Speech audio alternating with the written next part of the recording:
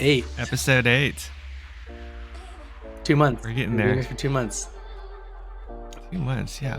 OpenAI doing it again by revealing their voice engine last Friday. Mm-hmm. Yeah. So we've been talking a lot about OpenAI.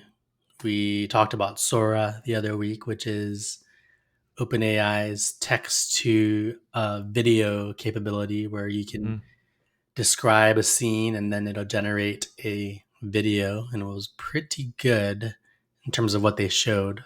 Yeah. But they've revealed a voice engine now that can duplicate and recreate a person's voice in 15 seconds of recording that person talking. Yeah. So again, similarly to video and Sora, it's not available to the public yet. They're testing it because, well, one, it's probably not that accurate, although it is. I'm sure it does have some wow factor, and it's also very dangerous because if you can replicate anyone's voice in the world, you can imagine how that can be used maliciously. Oh yeah. This one to me, this one would be the most concerning, because it's just offhand. It'd be very hard for people to figure out, like, is this real or is this fake, right? I think what was it? It was again a month or two ago where I forget what is it? They were doing those robocalls, like impersonating, Biden and telling the people not to vote and save their vote. Yeah, that's just like one very visible use case of like bad actors, of people trying to take advantage of it. So yeah, this one to me, this one would be this one would be concerning for me. Like, for an everyday person, it was like, all right, who might take my voice and use it to do stuff with? I don't know. It'd be weird. And actually, it's concerning for anybody who has spoken online, if that makes sense. Like this podcast, they all have to do is just, all right, let's analyze this channel's podcast, and you've easily got enough sample to replicate our voices and then use it for whatever you want. Yeah. Anyways, they have to introduce some type of watermarking. They have to. That's a good point, because watermarking, I think, in audio is harder to edit out versus watermarking in photos or video. Yeah, right. Because with watermarking, depending on where it is, you can usually just crop the video or crop the image. With audio, what do you like? Well, what? But also, I don't know what does a watermark on audio look like? Well, I mean, for example, they could put in sound ranges that we can't hear, but when you analyze the audio stream, you can pick it up.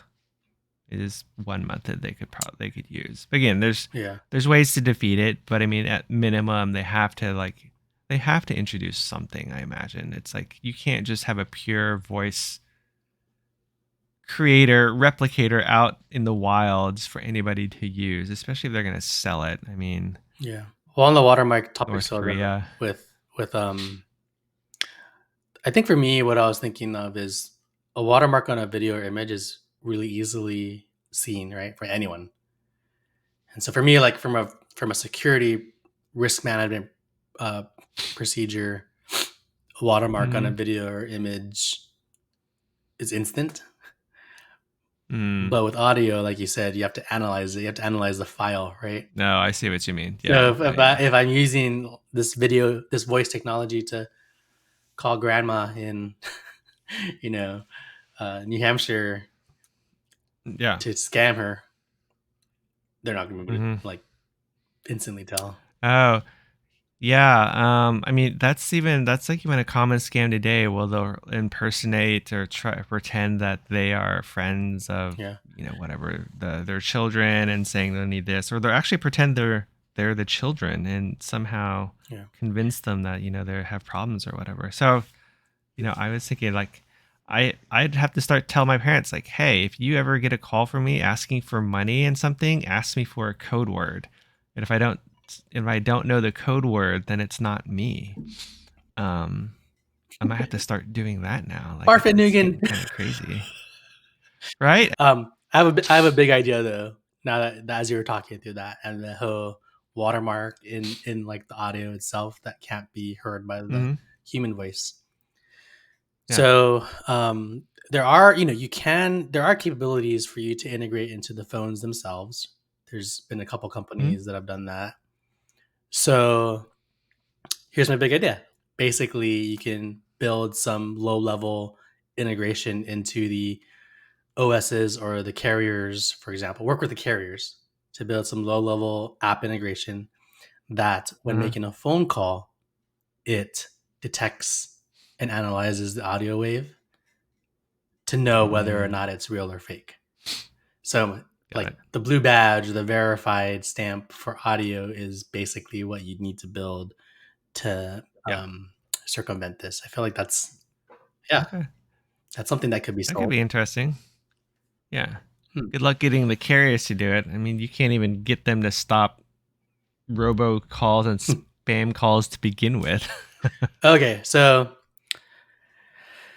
yeah, with this voice technology, it's probably not going to come out for a while. I watched a YouTube video a couple weeks ago where these three engineers for Sora, and they were Mm-hmm. talking about their whole release and test process. Yeah. But basically, what was said in the video is Sora is probably not going to be out to the public for quite a while, Mm. like over a year maybe. Oh, really? Hmm. Okay. And we can imagine the same with this voice engine, but a lot of it is, to your point, solving the accuracy through this testing period, but also solving Mm. all those security and security risks and concerns around Yeah. misinformation or using it for bad intent. Right. So I think for the next year, it would just be a lot of you know dangling Right. dangling the bait and showing us what these capabilities can do, but we're not actually going to be able to Yeah. use it for a while. Yeah. The other related news that came out is that Microsoft and OpenAI want to spend $100 billion to build the world's largest supercomputer called Yeah. Stargate to support all of the AI processing and capabilities that are going to be happening Yeah. in the years to come. Yeah. So let's see, 100 billion supercomputer Stargate, and it's basically right. What was the date they were getting this? Like 2028 is kind of the target date they're aiming for, and I guess it's really to have something in place to support whatever the next GPT is. As far as their newer models, GPT-5. and so GPT-5, I don't know. It feels like they've like slowed down on the major versions. I figure like that's 4 years from now. They have to. It has to be more than GTP5. I don't know. Hmm. Maybe it's GTP6. They're just saying 5 just to not Yeah. like maybe 6 is actually what they're aiming for. But yeah. So anyway, so this I'm like, you guys should have called it Skynet. It's like you missed an opportunity there to strike fear into people. Because I think that's I don't know if this was in one of the articles I read about it, but it's like this is really, I think, to support any AGI, um, whatever AGI initiatives, or to support basically getting AGI to work. Um, I wonder how many NVIDIA chips are uh, going to be in this supercomputer, because you saw Jensen say that the chip was a $10 billion. It's a $10 billion chip. yeah, So how many chips are going to be in this supercomputer? yeah, yeah. And I think they actually said this in one of the articles, right? Like this cost is probably it's largely dependent on the price of whatever the chips they have to support it. But who knows? How many fans and air Like conditioning do you need? Microsoft might fab their own chips.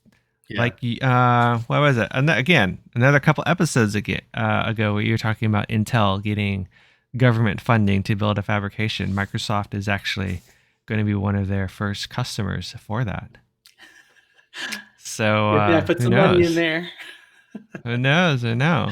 Um, But one thing I learned this weekend is Amazon makes their own chips too. Did you know that? really, Yeah. Where did I did not.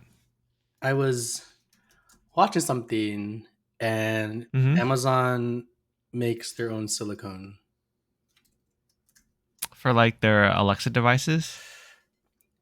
For AWS. Oh yeah, I was watching a YouTube Uh, interview with. They were talking about Amazon and AI, and it was like their head of AI uh, mhm.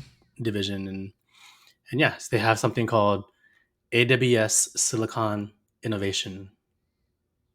Oh, Yeah, okay. Didn't know that.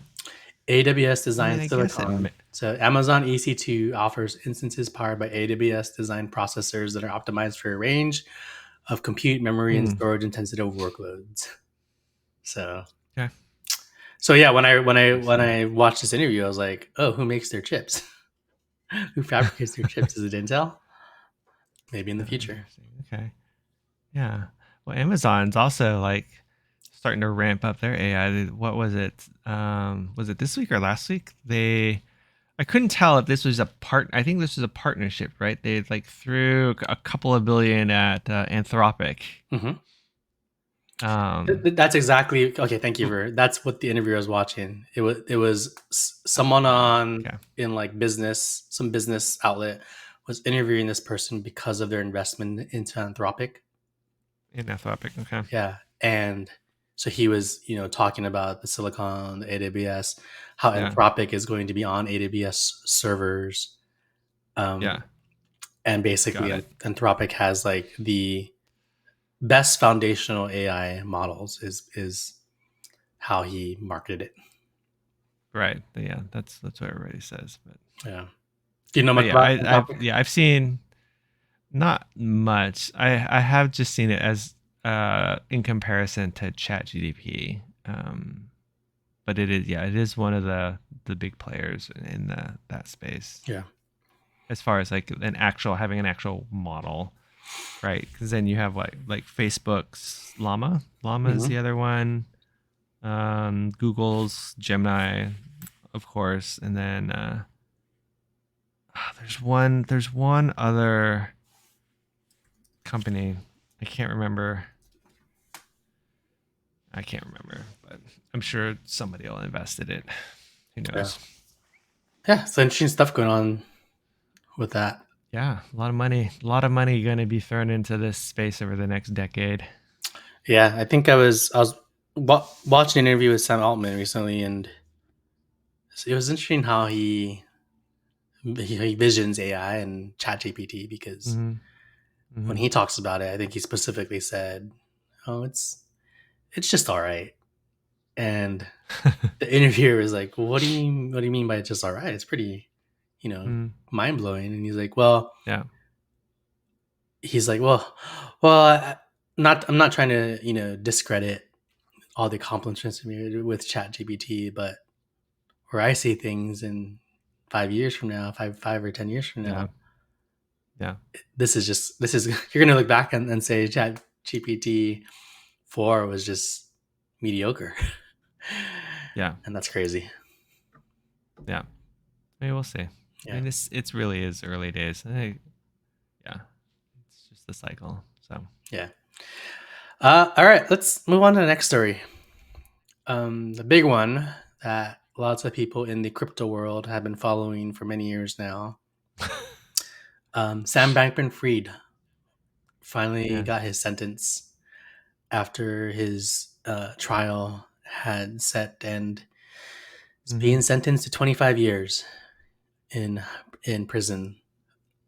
And Mm-hmm. so some of the main points is that the whole FTX collapse, which Yeah, a lot of the world followed, um, stole $8 billion from customers. yeah. In this trial, Bankman Fried acknowledged customers lost money, but he actually still has not admitted to doing any crime. So he's still, pleading not guilty to that. Yeah. The judge did say though that he lied during trial testimony by stating this Yeah. because 3 former close associates testified as prosecution witnesses that Sam Bankman-Fried had actually directed them to use FTX customers' funds to plug losses at his research firm, and all 3 of those people have pleaded guilty to fraud. So, I think from the very beginning, since this collapse happened, he's been pleading not guilty, and basically been at least telling us that he did not know that these malicious things were going on. But on the other side of the house, a lot of it is, how can you not know that was going on? You are the CEO. You were FTX basically. How can you not know? And so it's a back and forth challenge and defense, right? I think the whole thing is just really interesting how he was able to build FTX up to that point. I don't know. I just find it very interesting. And there's got to be a movie made of it. Totally, there will be. But yeah, I've seen other things too where the customers are probably actually going to end up at par, basically, once all the assets are sold off, and they'll probably get back what they invested at that time, right? They'll miss out on what potential gains they could have gotten if they still had their funds, right? But still, I mean, essentially they're going to be made whole, most of it. You think so?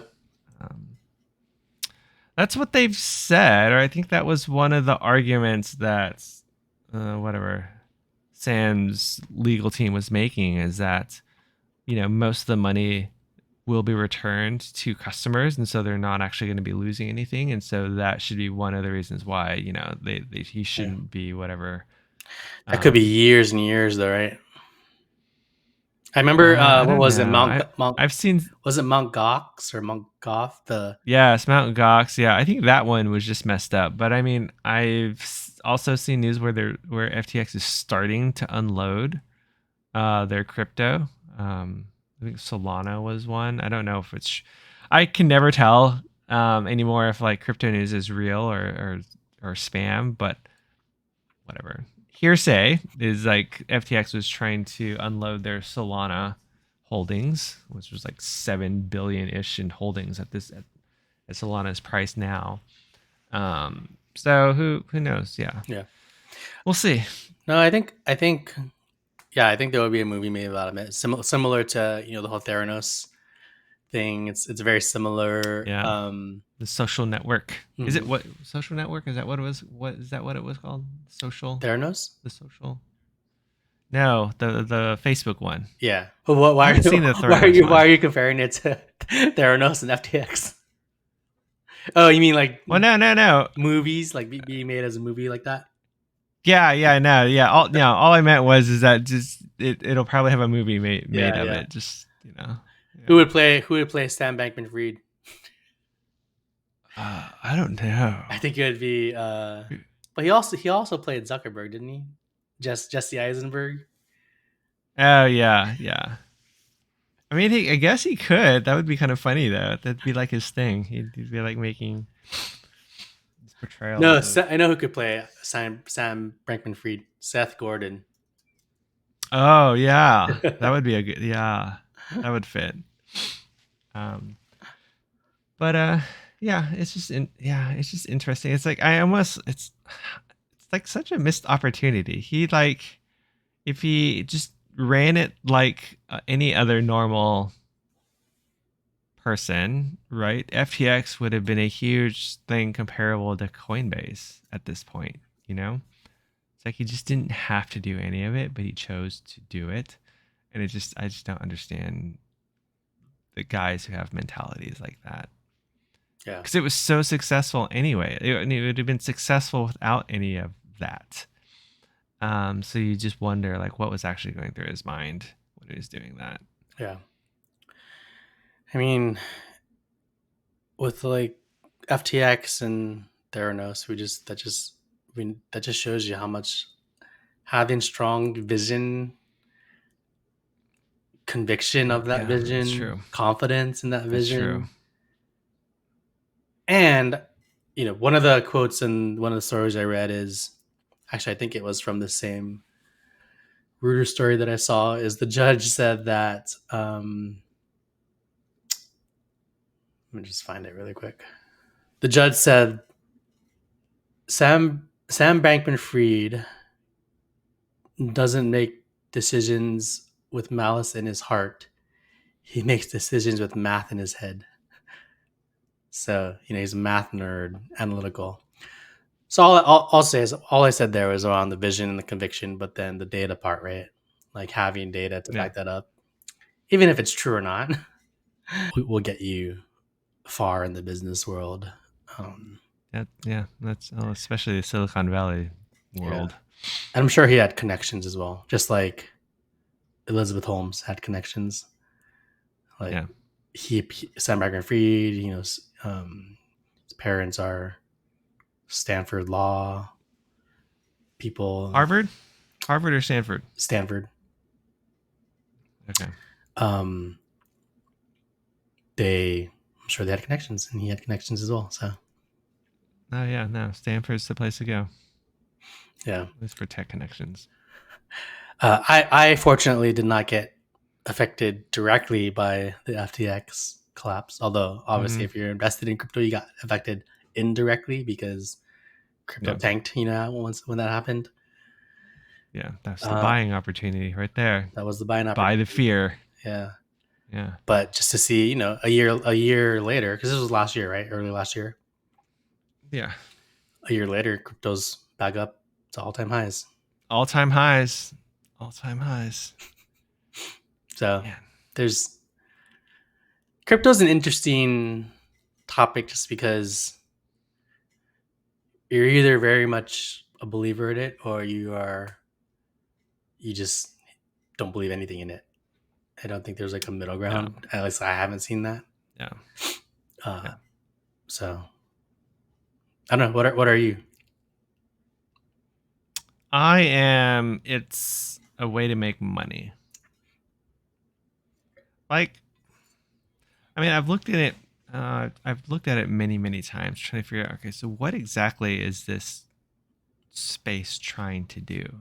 I mean, there were a couple of interesting in the early days. I was like, oh yeah, okay, I can see potential around this, like being able to what is it, have like digitally verifiable ways of like who actually owns a specific piece of digital content. I'm not talking about NFTs in particular, but like music, right? I know there was one blockchain that was just trying to solve of like how you could digitally own music and then be able to license it effectively, without having to go through Spotify, etc. People could just like plug in and pull out, use your track and then pay you kind of like this whatever on the micro cent for usage of it. And so I thought there was a lot of use cases um, that it could actually handle. Like this other one was doing like peer-to-peer data storage, which I thought was actually very interesting, right? So distributed, instead of like uploading something to Dropbox or Box, right? It's a distributed service that you kind of pay for, micro payments to store your data across all these, peer to peer. Mm-hmm. And I thought that was actually interesting. It fit into very well of what crypto is about, right? Which is undistributed control. But again, all those companies have pretty much evaporated. And so yeah, I don't know. And then nowadays I'm like, what is it doing? Now it's all about meme coins, right? Instant gratification of like, can you get in early enough on a meme coin to turn yourself into an overnight millionaire? Seems to be like the main goal. But yeah, so that's kind of where I'm at right now. It's like, okay, all my NFTs are basically worthless now. which is great. I'll be able to offset it whenever I decide to claim the loss. Uh, yeah, but yeah. Yeah. So I don't know. I felt like it had potential, but now it's just like I don't know what it's doing.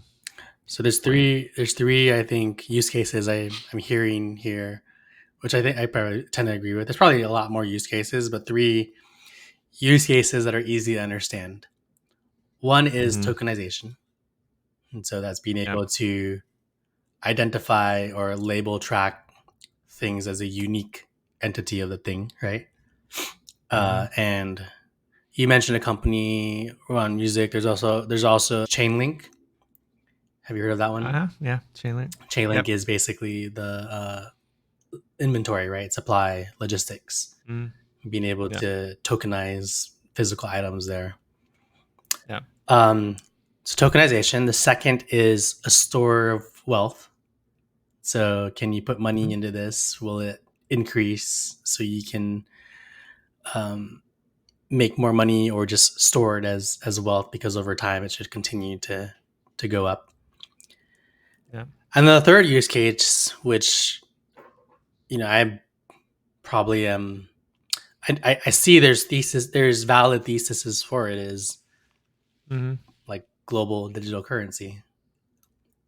I Yep. think that's the one though that most people don't really believe in too much. However, I don't know. I feel like 10, 20 years from now, it could be a realization. I could see Bitcoin or Ethereum or even some other type of coin, some type of universal digital currency that's globally accepted. Mm-hmm. Have you Yeah. ever thought about that one? I don't think it'll ever happen. Yeah, why not? No sovereign nation will allow it Why not? because they can't. Because they can't. Does it I mean, devalue that's their what. own currency? Is that why? Yeah. I mean, that's what every country is built off of, right? It's the currency. So you can't have this rogue thing out there that people are using instead of a country's currency. And also, I just don't understand. I don't get the need for it, right? Because what is a digital currency? How is that any different than wire transferring or paying a credit card using whatever, a US dollar, just for currency's sake? Like what is the difference, Yeah. right? Like, okay, I don't have to exchange money at the airport anymore, but I mean, again, you have a credit card. Like, to me, a credit card facilitates what I hear people talk about a digital currency.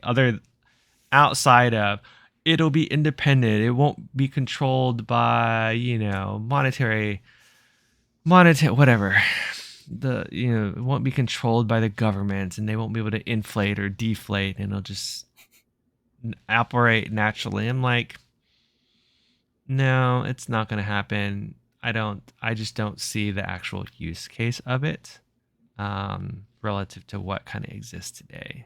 Here's my thought on what you Right. just said. I've thought about that as well, around like what's the difference between it and a dollar in your bank account. If you think Mm-hmm. about a dollar in your bank account, it Mm-hmm. is just digital currency, right? Yeah. Because Right. you deposit it to the bank, they track it Mm-hmm. on their ledger, their balance sheet, Yeah. and it's just a Mm-hmm. digital unit of a dollar, right? It's Yeah. not a real Yeah. dollar. Right. So I think like when you say there is no difference, I think to me I feel that's why I feel like it could be a form of global digital currency in the future, because there is no difference. It to me, I think it's more so about who starts to accept it as a form of tender, right? As a form of payment. If globally Mm-hmm. more and more businesses and companies start to accept Mm-hmm. cryptocurrency as a form of payment, then that's what will get it to become a global universal currency. Now, when that happens, if that happens, like there's a whole realm of government regulation to which Mm-hmm. I don't really have much knowledge on what would be needed Yeah. then, but I'm sure that would have to Yeah. happen. But I think in terms of the momentum that's been happening lately, or through the last 10 years. Yeah, I just feel like it will get. I feel like it'll get there. Maybe, I don't know. I mean, I wouldn't trust having a large sum of money in crypto. It's just the tech itself might be on its way there, but the actual like way consumers interact with it, it's just so way too complex, and it's prone for you to easily get scammed. And like I consider myself pretty savvy when it comes to this stuff, and I lost like $1,000 because somehow my one of my wallets was drained of it because of something I didn't think I did, but I guess I had accepted some random. Yeah, you were talking about that the other week. Yeah, like I guess I approved some random whatever, like whatever. Yeah. I was using MetaMask, and you know how you have to approve certain transactions. I'm pretty sure I declined it because I was like, what is this? But no, you know, I got my wallet got drained for like $1,000, and it's just like that can't like, and that was thankfully that wallet only, it was kind of like my burned wallet, right, which is just temporary. Yeah, you should just temporary just for like, you know, simple day-to-day transactions. But it's like, can you imagine if that had been like my main like a main savings account, and you'd lose, who knows? Like I've seen people you know, get taken out for like hundreds of thousands of dollars in their wallets, right? Sure. And so like that to me is why this will never be successful, is because you can't feel confident that your money is safe. You just can't. Even it's risky. People who are like, it's like super risky. Can you imagine? Like, what if Chase was like, you had an 80% chance of losing your life savings at any given time? Would you trust it? No, you don't. But you trust banks because, you know, well, I mean, you know, outside of all the crazy stuff that have happened over the past couple of years, but generally speaking, right, you feel safe that your money will be there. But with crypto, it's a crapshoot. Right now, yeah. But do you not think those problems will No, be I solved? don't. No, I don't think they will because of the complexity of it, right? DeFi, whatever, like, you know, there's like no regulated wallets that you have, right? You're reliant on like MetaMask or Phantom or, you know, all these different whatever. I can't even call them companies, just these random people who have dedicated themselves to building these things, right? And it's like Coinbase is probably the closest I was one. gonna say Coinbase is regulated, right? And it's FDIC insured. They're regulated. But then again, that defeats the purpose of what you're talking about, right? It's like Coinbase is regulated, has to be approved by the government in order for them to operate. Well, the point of crypto is it's deregulated. It can't be controlled by anybody. Yeah, decentralized. That's the vision, right? It's decentralized. But if you require government approval, then basically you've imposed a certain type of centralization on it. Yeah. Right. And so that's why as the vision of being this decentralized system that nobody can actually control, I don't think it'll work in the way the world works today. Yeah. I don't think it's viable. I still don't, like, when you say digital universal currency, I'm like, how is that any different than the US dollar? Exactly. So what is the need? Well, so I don't think there's a need on a consumer's point of view. I think where I'm saying is so much people have money in it today. The need is, how do I spend that? How do I go like to the store down the street and spend that today without needing to like transfer it to USD and then transfer it to, my Or bank account. it could have just all been in USD to begin with. It could have all just been in USD. But what I'm saying is that's not where we are today. There's a ton of money not in USD. Yeah. And so that's where I was going with, well, a lot of consumers have digital currency. If businesses, if and usually consumers like set the the tone for what businesses build or what businesses support. Yeah.